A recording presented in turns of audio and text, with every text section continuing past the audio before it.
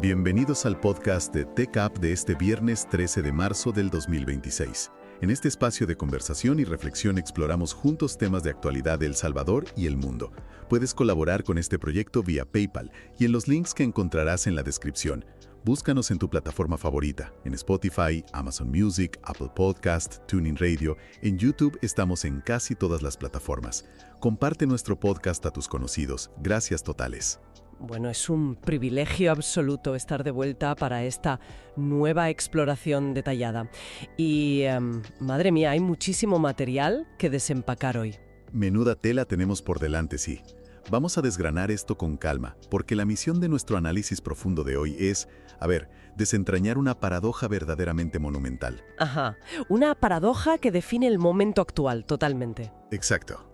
Imaginemos una caja fuerte gigante siendo vaciada en mitad de la noche. Diamantes, fajos enormes de dinero en efectivo y discos duros desapareciendo apresuradamente en maletas apenas horas antes de que el FBI irrumpa con una orden judicial. Parece la escena inicial de una película de espías de Hollywood, ¿la verdad? Totalmente, pero es un hecho documentado. Y es el punto de partida perfecto para entender cómo el capital global está huyendo hoy del caos mundial. Claro. Porque por un lado vemos una extrema volatilidad global. Ya sabemos, misiles volando en Medio Oriente y oscuros entramados financieros operando en la sombra.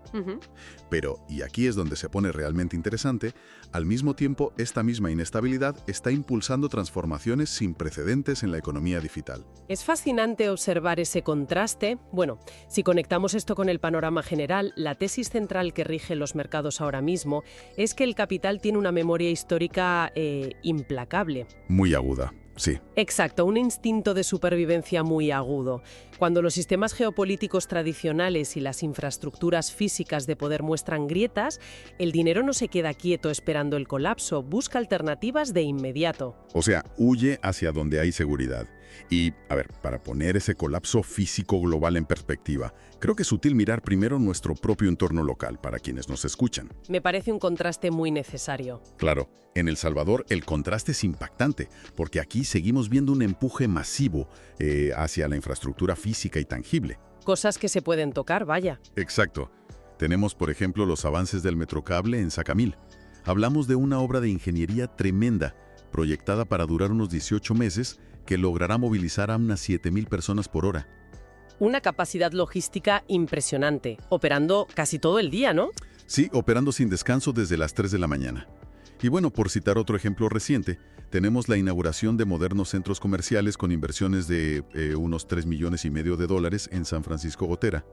Es decir, hablamos de cemento, de acero, de planificación urbana. Desarrollo físico real, tangible y predecible. Sin embargo, cuando alzamos la vista hacia el tablero internacional, el mundo físico parece estar temblando desde sus cimientos. Totalmente de acuerdo. El desarrollo local, como mencionas, se basa en la previsibilidad, pero el panorama global actual es la antítesis de la previsibilidad. Un caos total. Un caos. Estamos presenciando una migración masiva. El valor está abandonando las rutas marítimas y las bóvedas físicas para, refugiarse en códigos criptográficos y redes algorítmicas. Claro, y aquí debemos comenzar por la capa más visible de esta inestabilidad mundial. Vamos a hablar del tablero energético y el conflicto armado directo. Que es donde más duele a la economía real a corto plazo. Exacto. Según los reportes que hemos estado analizando para hoy, la escalada en Medio Oriente ha tomado un ritmo vertiginoso. Muy acelerado, sí. El líder supremo de Irán, Mojtaba Khamenei, ha exigido en su primer discurso a la nación el cierre inmediato de todas las bases de Estados Unidos en la región. Y no fue una simple sugerencia, claro. Para nada. Fue bajo amenaza de ataque inminente. Además, la advertencia incluye mantener el bloqueo del estrecho de Hormuz. Y esto es crucial. Para nuestra audiencia es vital recordar que Hormuz no es un simple canal cualquiera. No, que va. Es el cuello de botella por donde transita una quinta parte del petróleo mundial. Es el tejido conectivo de la energía global. Literalmente. Y las palabras se han traducido en acciones muy rápidas, ¿eh? La disrupción logística ya es inmensa. Completamente. Ya no es solo retórica diplomática. Ciertamente no lo es. Hay reportes detallados de más de 100 misiles lanzados por Hezbollah hacia territorio israelí. ¿100 misiles? ¡Madre mía! Sí, y además se han registrado ataques que han dañado severamente la base aérea de Al Udeid en Qatar. Que es una instalación clave. Muy clave. Y también eventos sumamente graves en Irak, donde lamentablemente falleció un soldado francés. Una pérdida trágica que complica aún más el tablero europeo, claro. Totalmente. Además, la situación en el espacio aéreo iraquí escaló de una manera muy trágica y confusa con la caída de un avión cisterna de reabastecimiento KC-135 Stratotanker de Estados Unidos. Un incidente gravísimo. Sí, resultó en la pérdida de 4 tripulantes. Y esto genera un nivel de incertidumbre altísimo. Lo que genera pánico en los mercados, es precisamente la ambigüedad de esos incidentes. A ver, explícanos eso de la ambigüedad. Pues mira, por un lado, grupos de resistencia iraquí afirman haber derribado la aeronave militar. Si esto es cierto, están mostrando una capacidad de fuego antiaéreo muy sofisticada. Lo cual cambia las reglas del juego. Exacto.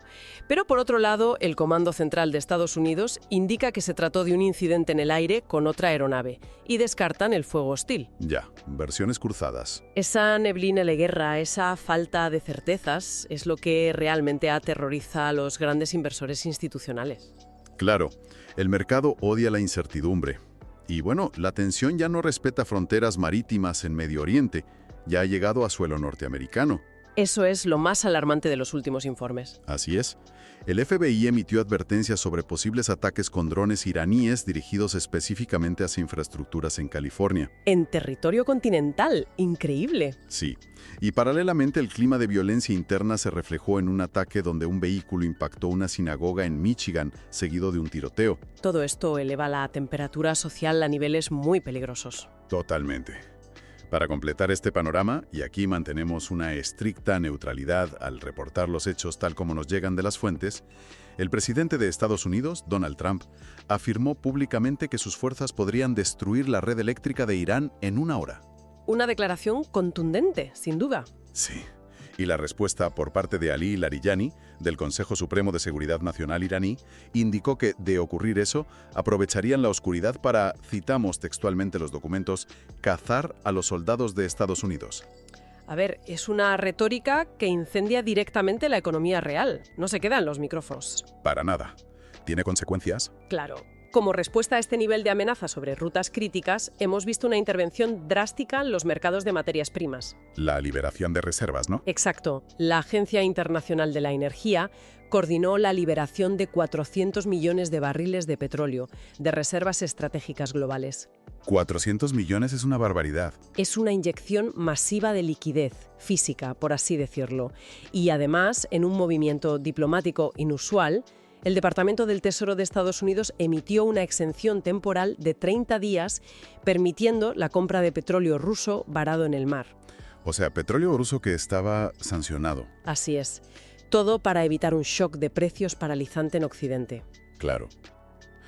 No obstante, ¿es esta liberación masiva de barriles un parche temporal para una fractura estructural en la cadena de suministro global? Esa es la clave. Porque, a ver, vaciar las reservas de emergencia no soluciona el hecho de que los barcos simplemente no pueden navegar seguros. Es la pregunta clave. Y sí, es absolutamente un parche.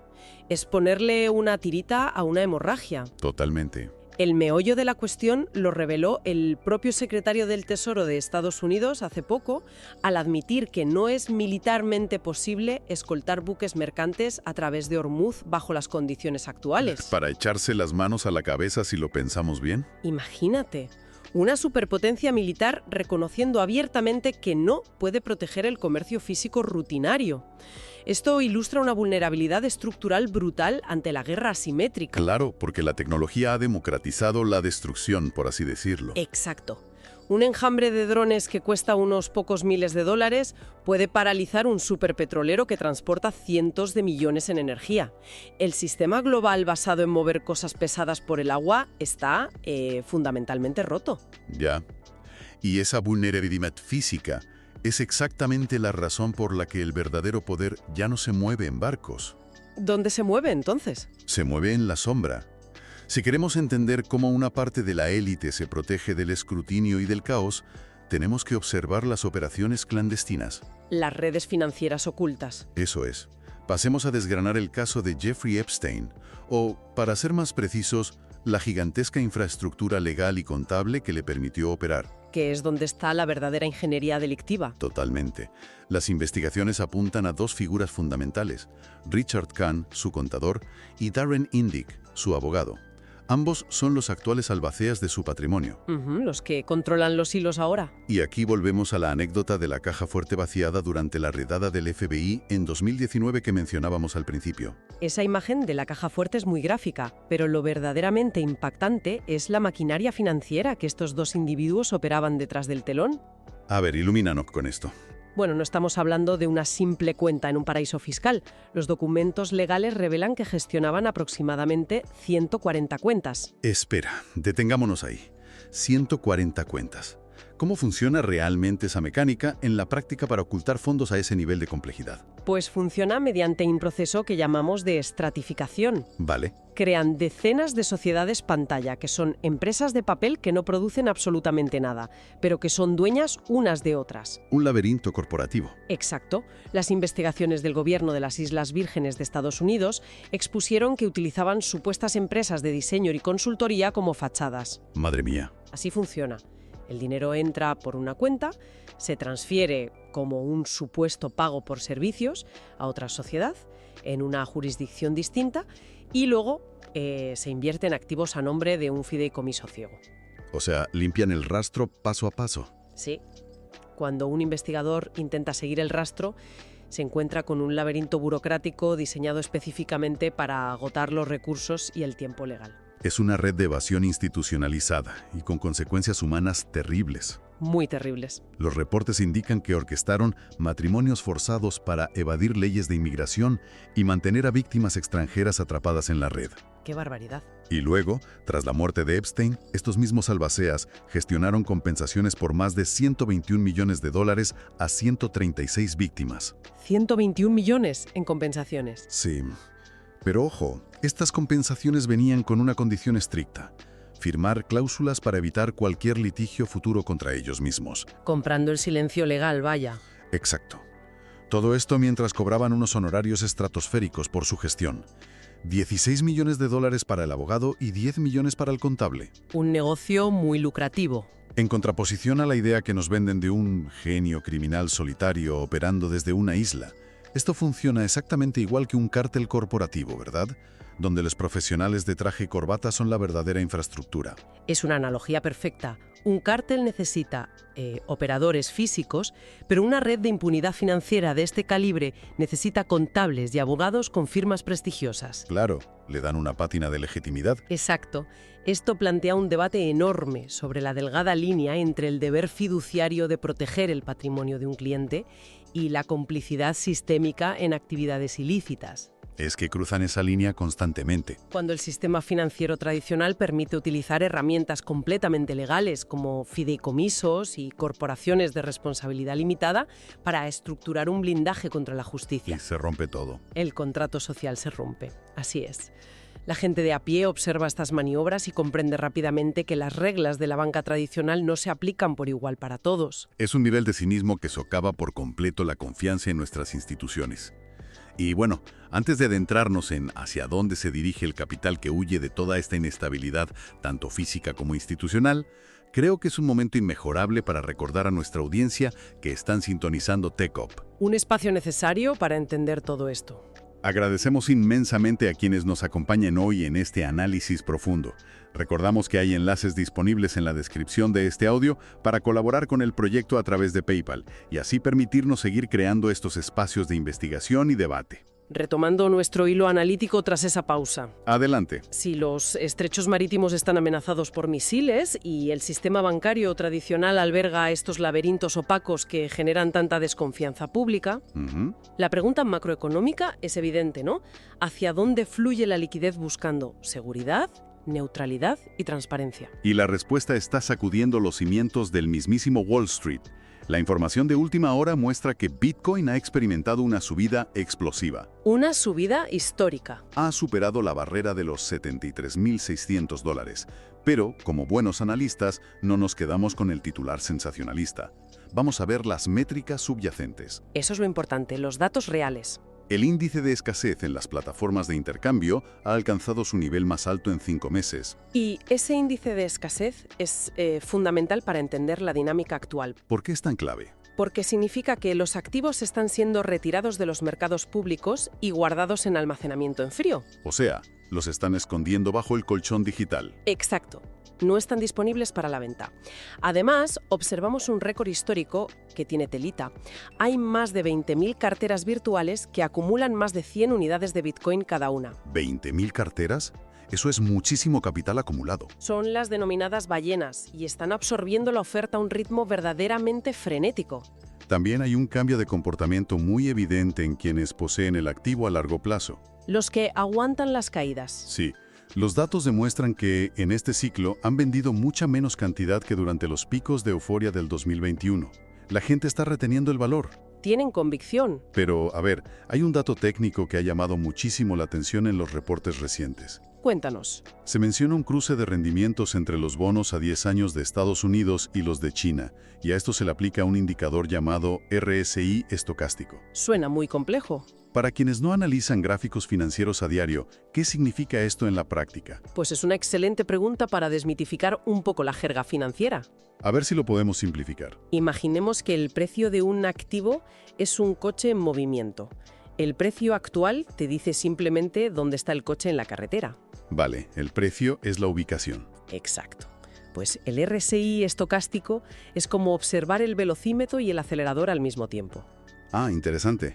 Te dice si el coche está acelerando demasiado rápido y está a punto de quedarse sin gasolina, o si está frenando y a punto de volver a arrancar con fuerza. Nos da la inercia. Eso es. Aplicado a la relación de la deuda soberana de las dos mayores potencias económicas, este indicador sugiere fuertemente que el capital institucional ha establecido un piso sólido para las criptomonedas.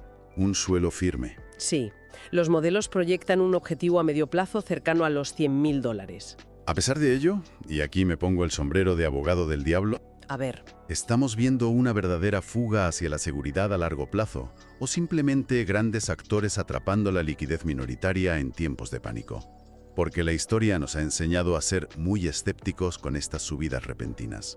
y el escepticismo es muy sano en este sector. Claro. Pero la arquitectura del mercado ha mutado radicalmente recientemente. ¿En qué sentido? La aprobación y entrada masiva de los fondos cotizados en bolsa, los famosos ETFs, junto con corporaciones enormes añadiendo el activo a sus tesorerías, Ha cambiado las reglas. ha redefinido por completo quién es un tenedor a largo plazo. Ya no es solo el entusiasta tecnológico en su garaje. Ahora son los de traje. Son fondos de pensiones y gestores de patrimonio soberano que no operan basados en el pánico del fin de semana de Twitter. Ya, no venden a la primera caída. Tienen mandatos estrictos de acumulación a décadas vista. Esto está reduciendo lentamente la volatilidad salvaje del pasado, convirtiendo a la red en una reserva de valor estructural contra, el desorden fiduciario y geopolítico del que hablábamos. Entiendo perfectamente el argumento de la adopción institucional. Aún así, nada en este mundo es 100% invulnerable. Nada, ni siquiera el oro. Las redes descentralizadas pueden parecer el castillo inexpugnable frente a la corrupción humana y la inflación, pero se enfrentan a un asedio que no proviene de ejércitos ni de reguladores. Sino de los laboratorios. Exactamente, de la física teórica avanzada. Hablamos de la amenaza existencial de la computación cuántica frente a la criptografía, Un tema que a muchos les parece de ciencia ficción. pero que es un riesgo matemático muy real, ¿no? Muy real y medible. Los informes especializados han acuñado el término Q-Day o día Q para referirse al momento en que un ordenador cuántico sea verdaderamente capaz de romper las defensas de la red Bitcoin. Y se ha establecido un marco de riesgo de 5 etapas para medir esto. Correcto. Desglosemos un poco ese marco. Entiendo que ahora mismo estamos en la etapa 0. Sí, la etapa más temprana. Las máquinas cuánticas existen en laboratorios, pero apenas pueden realizar cálculos básicos y con muchísimo ruido en el sistema.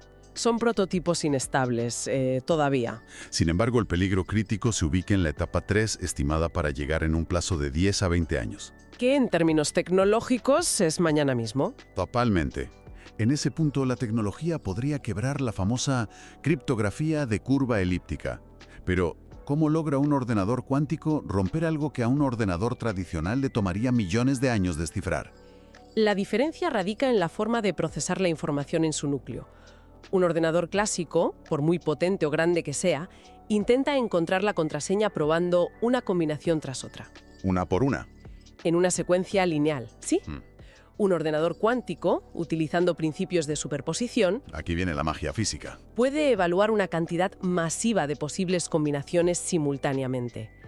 Es la diferencia, para visualizarlo, entre buscar a una persona específica en un estadio, mirando asiento por asiento, ¿Qué tardarías días? frente a poder iluminar todos los asientos y ver el estadio entero al mismo tiempo, en un instante. Es una analogía escalofriante para todo el campo de la ciberseguridad. Lo cambia todo. Y los informes detallan exactamente qué porcentaje de la red está en riesgo inminente. Afortunadamente, alrededor del 65% del suministro total está resguardado en formatos de direcciones modernas. Las más seguras hoy en día. Sí, que no exponen la clave pública hasta que se gastan los fondos, manteniéndolos a salvo de ataques inmediatos. Ese es el colchón de seguridad.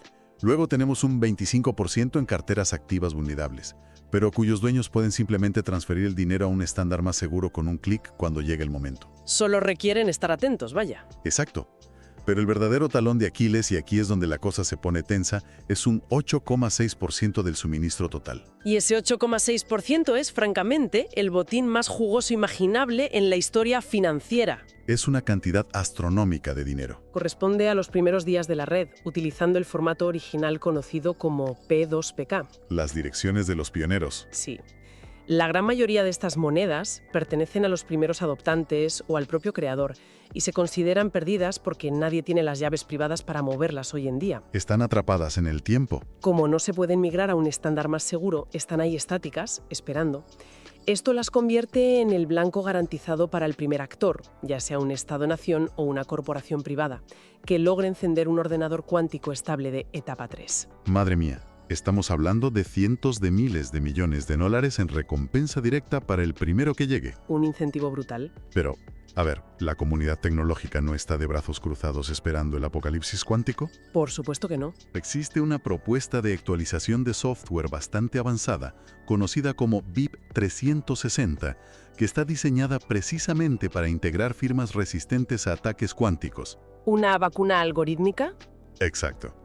Pero aquí es donde surge un debate muy acalorado sobre los tiempos de implementación. Figuras prominentes del ecosistema tecnológico argumentan que la ventana de 10 a 20 años que mencionábamos es demasiado optimista. Que peca la ingenua, ¿sí? Y advierten que el peligro real podría materializarse tan pronto como en el año 2028. A la vuelta de la esquina. Por el contrario, la misma descentralización que protege a la red hoy, al carecer de un director ejecutivo o un comité central que dé órdenes, Su mayor virtud. es al mismo tiempo su mayor obstáculo para acordar y aplicar esta actualización vital a tiempo. ¿Cómo se resuelve esa paradoja de gobierno descentralizado frente a una amenaza existencial? Es el gran dilema de las redes sin líder. La fricción para aplicar cambios está diseñada a propósito para evitar modificaciones maliciosas por parte de gobiernos o corporaciones. Es un mecanismo de defensa. Totalmente.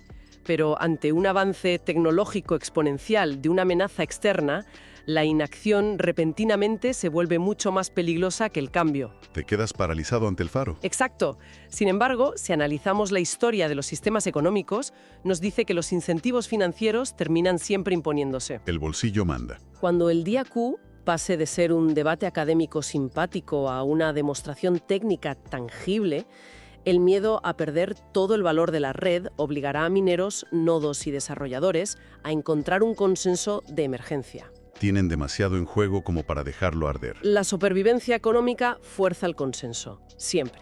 Ha sido un recorrido verdaderamente revelador a lo largo de este análisis profundo. Ha sido intenso, sí. Comenzamos observando misiles volando sobre el estrecho de Hormuz, paralizando el comercio físico de energía a nivel global. La vulnerabilidad de los átomos. De ahí, pasamos a las zonas más oscuras de las finanzas tradicionales, donde profesionales de cuello blanco construyen fortalezas legales para individuos como Epstein. La opacidad del sistema de papel. Y terminamos explorando la frontera digital, donde el capital institucional busca refugio, preparándose para una inminente guerra algorítmica y cuántica por el control de la criptografía. Todo forma parte de una misma transición global. Es un cambio de paradigma absoluto a todos los niveles de la sociedad. Sin duda. Y para cerrar nuestro espacio hoy, me gustaría dejar sobre la mesa una reflexión que deriva de todo esto y que creo que es crucial para nuestra audiencia. Adelante, te escuchamos.